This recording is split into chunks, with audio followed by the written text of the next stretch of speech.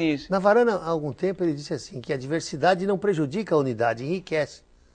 Né? Eu vejo você, já vi você falar várias vezes, que essa questão da falta de uma doutrina, não é bem uma doutrina, como que eu diria, uma codificação Sim. umbandista, na sua opinião, enriquece a Umbanda. Por quê?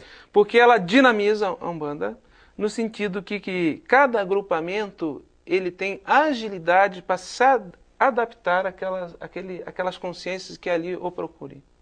Para auxílio, não para fica caridade. Engessado, fica engessado. Então, temos a Umbanda popular, temos a Umbanda mais esotérica, temos a Umbanda mais orientalista, a Umbanda mais ligada ao sincretismo católico.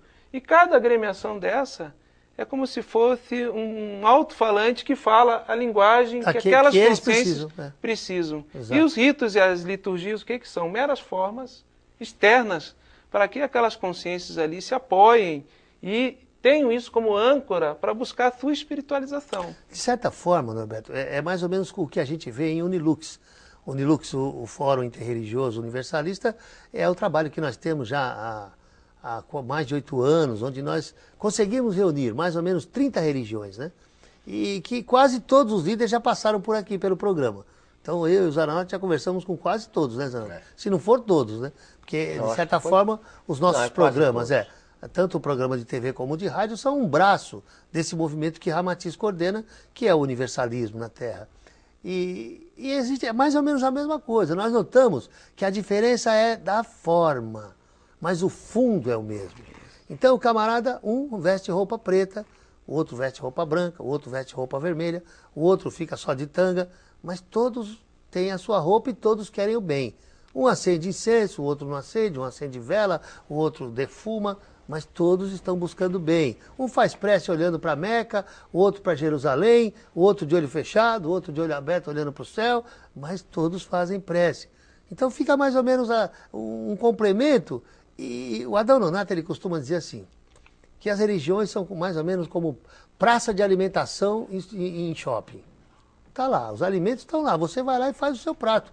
Você pode até misturar os pratos, tal, de acordo com a sua necessidade. Então tá lá, né? Tá tudo lá de acordo com o gosto de cada um, que é mais ou menos o que você está falando. Né?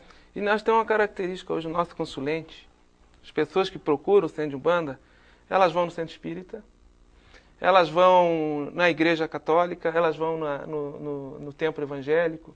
Então o que nós percebemos no nosso comportamento coletivo é muito ecumênico, embora a gente não assuma muitas vezes isso, quando a gente tem que emitir uma opinião. Né? Não me esqueço quando nós, a questão de 3 anos atrás, tivemos a ideia de implantar um trabalho maçônico dentro do nosso templo de Umbanda. Funciona toda quarta-feira uma loja maçônica. No início eu recebi alguns e-mails, inclusive assim, ácidos. Como podia um templo de Umbanda, dentro de um templo de Umbanda, que é uma religião funcional, um templo maçônico, eu estaria misturando alhos com bugalhos. O trabalho maçônico é completamente independente, separado de qualquer rito do trabalho de Umbanda. Se utiliza o mesmo espaço físico, né? E para se fazer o trabalho da loja que já está fundada, está funcionando e tal. Mas isso demonstra que é uma incompreensão em relação à espiritualidade. E a própria maçonaria também. A própria maçonaria que começou e não tinha um local específico. Ela podia ser numa taberna, as primeiras lojas, né? Maçônicas, podia ser numa taberna, podia ser num templo religioso, podia ser numa residência. Então a gente tem que conviver com isso de forma fraternal e tentar procurar sempre esclarecer essas pessoas que a forma não deve nos levar à separatividade entre nós. Né? Uma pergunta que